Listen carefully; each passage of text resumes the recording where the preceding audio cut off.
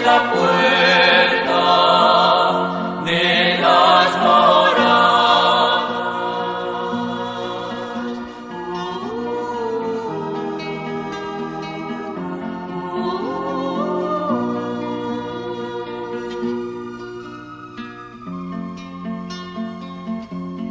Mira que estoy a la puerta llamando. Si alguno me oye y me abre, entraré en su casa y cenaremos juntos. Le comunicaré todos mis secretos. Amén. Maránata, ven, Señor Jesús. Tengo la puerta abierta para ti.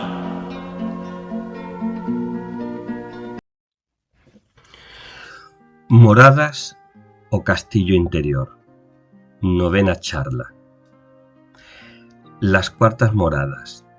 Capítulo 3 y consideraciones finales. Hasta aquí hemos venido profundizando con los capítulos 1 y 2 de las cuartas moradas en los primeros pasos de la oración sobrenatural, es decir, en los umbrales de la mística, con la oración de quietud. El tercer capítulo de las cuartas moradas comienza con el sumario, en que trata qué es oración de recogimiento, que por la mayor parte la da el Señor antes de la dicha. Dice sus efectos y los que quedan de la pasada, que trató de los gustos que da el Señor. Ya habíamos anticipado, cuando hablamos del primer capítulo de estas moradas, que el tercero supone un salto atrás en la lógica del itinerario teresiano de la oración.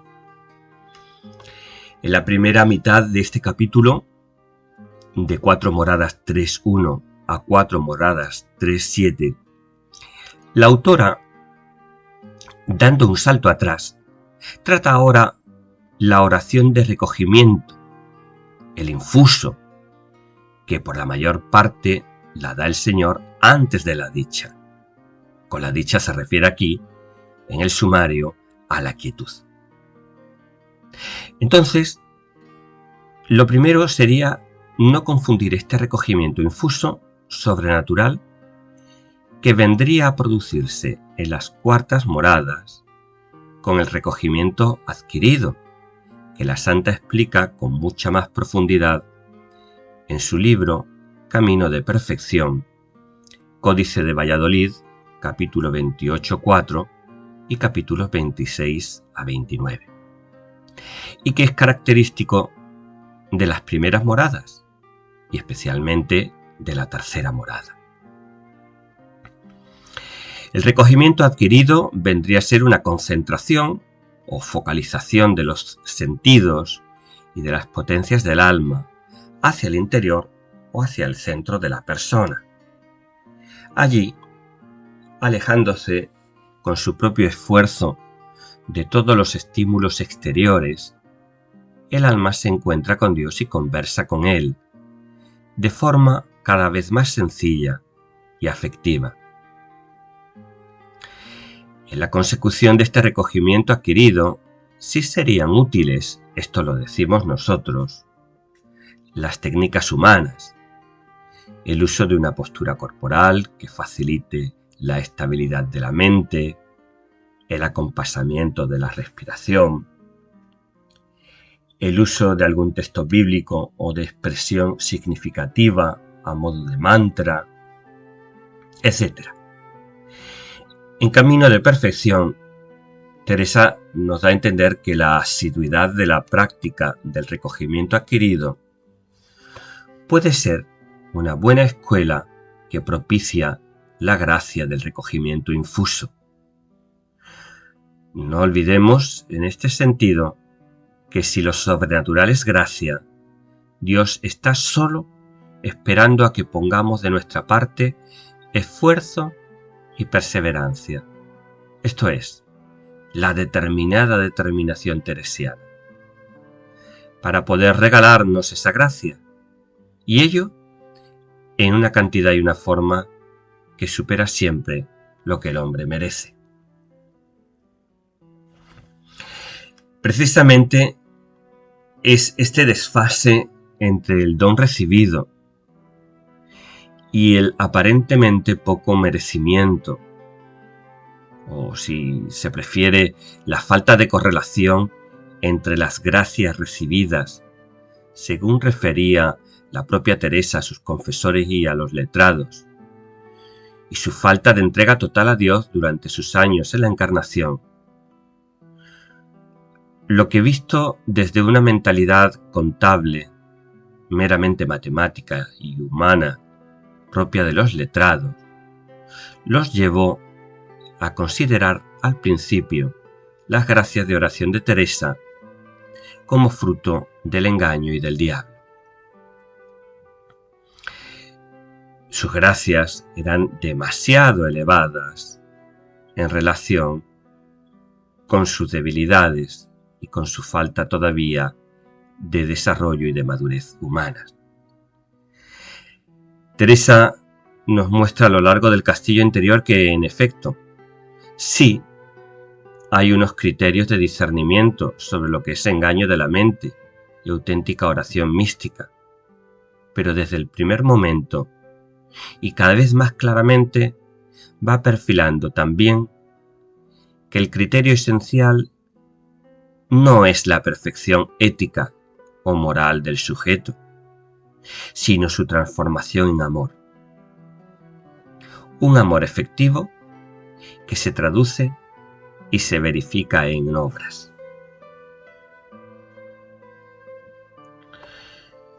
Volviendo al recogimiento infuso, este formaría parte del segundo grado de la oración en el libro de la vida, es decir, a la segunda agua, por lo que constituiría, junto con la quietud, ambas, una primera forma de oración mística y sobrenatural. Ya hemos dicho que, a diferencia del adquirido, la persona no puede inducirse este recogimiento, que es posterior y que precede a la quietud. En el recogimiento infuso y en la quietud no valen las técnicas humanas ni los métodos psicofísicos, aunque no podemos descartar que el entrenamiento en lo adquirido haya facilitado o quizás incluso abierto las puertas a lo infuso. En cualquier caso, cuando el recogimiento deja de ser adquirido y se convierte en infuso, estamos ante la puerta de la entrada a la oración mística. Por lo tanto, y por aclarar definitivamente la secuencia, decimos que primero va el recogimiento adquirido, oración ascética y humana de las terceras moradas. Luego, el recogimiento infuso o recogimiento a secas en el castillo interior, oración ya sobrenatural propia de las cuartas moradas. Y luego, la oración de quietud, también sobrenatural y propia de las cuartas moradas. Este sería definitivamente el orden en la experiencia del orante. En la oración de recogimiento infuso, que se produce sin esfuerzo humano, se da una focalización y una concentración hacia el interior de las potencias que están centradas en Dios, aunque permanecen activas. 4 moradas, 3-3. La diferencia con la quietud es que en esta última, en la quietud, la voluntad sobre todo está embebida en Dios, algo así como cautivada o engolfada en una corriente de amor de Dios. Aunque esto es importante, todavía no suspendida ni unida a Dios. La quietud sería un recogimiento infuso, pero con una mayor ampliación e implicación de la capacidad amorosa del orante. Teresa se refiere a esta oración, y nos estamos refiriendo de nuevo al recogimiento infuso, al que dedica este tercer capítulo. Se refiere a los capítulos 15, 1 a 4 y 23, 17 del libro de su vida, y también a las cuentas de conciencia 54, 3, 4 o relaciones 5, 3, 4, donde habla de un recogimiento interior que se siente en el alma, que parece ella que allá tiene otros sentidos, y un poquito más adelante le da gana de cerrar los ojos y no oír, ni ver, ni atender, sino aquello en que el alma se ocupa, que es poder tratar con Dios a solas. Y unas líneas más adelante, de este recogimiento viene algunas veces una quietud y paz interior muy regalada. Esto, lo hemos dicho, es una cita de Cuentas de Conciencia 54, 3, 4 o Relaciones 5, 3, 4. Para expresar el carácter gratuito y sobrenatural de estas dos formas de oración mística, el recogimiento y la quietud, la autora recurre de nuevo en este capítulo a una imagen de fuerte raigambre bíblica. Es el silbo del buen pastor. Hagamos cuenta que estos sentidos y potencias, que ya he dicho que son la gente de este castillo, que es lo que he tomado para saber decir algo, que se han ido fuera y andan con gente extraña, enemiga del bien de este castillo, días y años, y que ya se han ido, viendo su perdición, acercando a él, aunque no acaban de estar dentro, porque esta costumbre es recia cosa, sino no son ya traidores y andan alrededor. Visto ya el gran rey, que está en la morada de este castillo, su buena voluntad, por su gran misericordia quiere los tornar a él, y como buen pastor, con un silbo tan suave que aun casi ellos mismos no le entienden, hace que conozcan su voz y que no anden tan perdidos, sino que se tornen a su morada, y tiene tanta fuerza este silbo del pastor, que desamparan las cosas exteriores en que estaban enajenados y métense en el castillo. 4 moradas, 3, 2. El pastor, en clara referencia a Cristo, recoge cuando Él quiere, no nosotros. Las potencias, con su silbido, que son las mociones del Espíritu Santo, quedando el alma dentro de sí, dice la santa, como un erizo o una tortuga. 4 moradas, 3, 3. A partir de aquí, Teresa nos ofrece nuevas advertencias y recalca otras ya dichas que se pueden aplicar a estas formas de oración.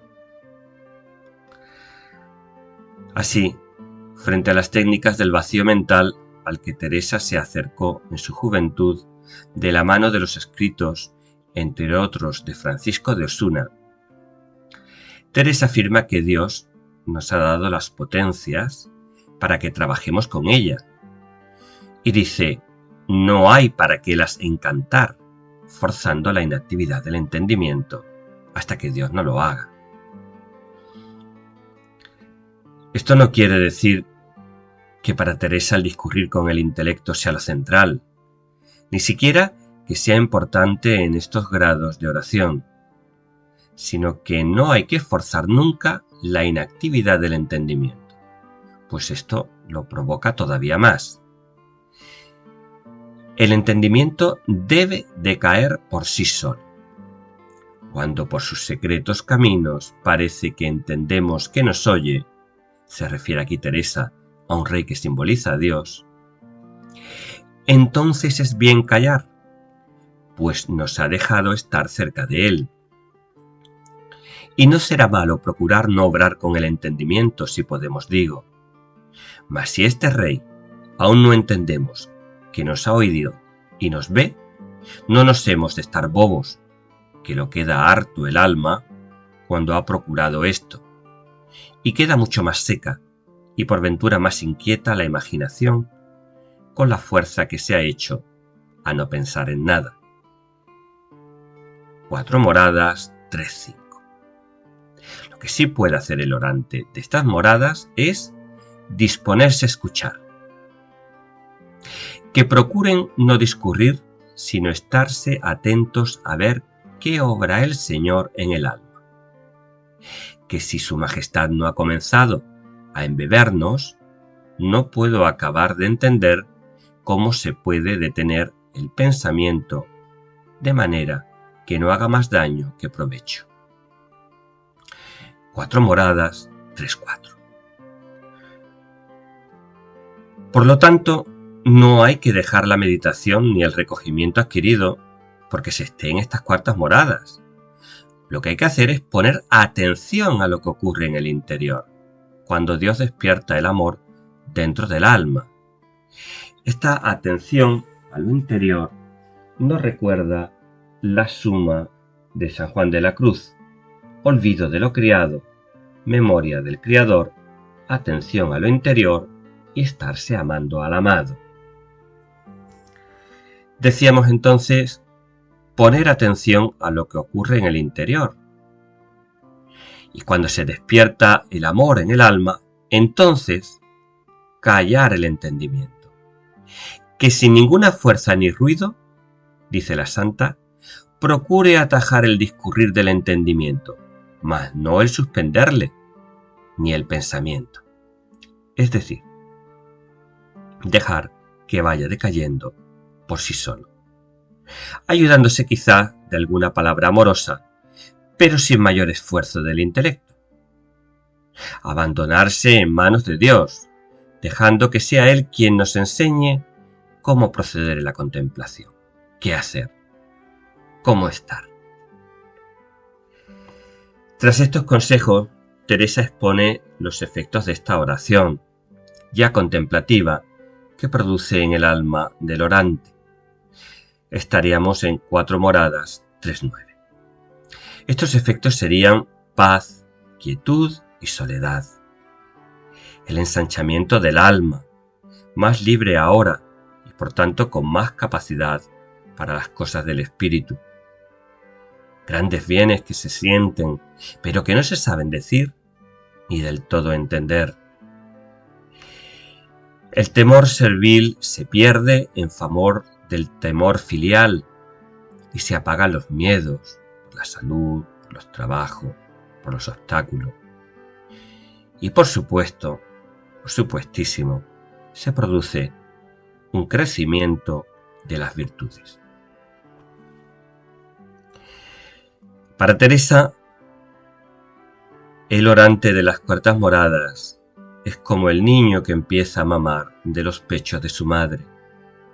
Es un hombre que ha nacido de nuevo, pero que todavía es frágil, por lo que no debe olvidar las siguientes consignas: perseverancia, humildad, desasimiento y, sobre todo, apartarse de las tentaciones. Vamos a acabar esta charla con las cuartas moradas, con una última precisión sobre este segundo grado de oración y una reflexión cristológica. Hay especialistas como Mas Arrondo que introducen la oración del sueño de las potencias en estas cuartas moradas, como una extensión de la quietud en la vida cotidiana o como una forma superior de la quietud dentro de esta. Pudiera ser, no lo discutiremos aquí.